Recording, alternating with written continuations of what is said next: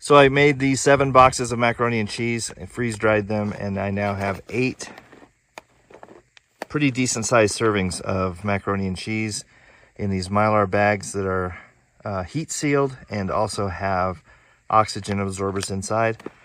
So, and it took, I mean, between cooking the macaroni and cheese and getting it on the trays and sticking it in it took like an hour. I got a raven yelling and a cat yelling. No peace. It's so loud out here. Anyway, I'll show you what else I'm doing now. I had to come inside because I couldn't hear myself think out there. It was so loud.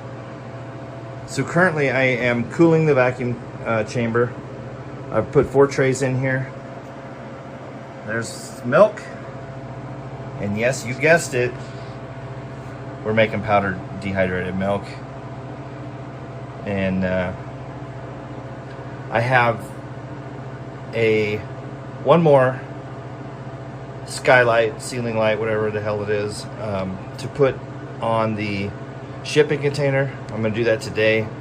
So I'm going to climb up on top of the shipping container, cut a hole in the shipping container, and attach the skylight. And really looking forward to that.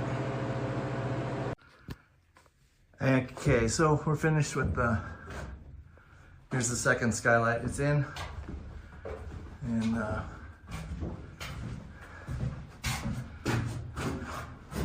lights this place up really well in the daytime. I used to literally wore a headlamp in here in the daytime so I could see just items on the shelf. So if you have a shipping container and you want skylights, these are they're a really good investment. Take care.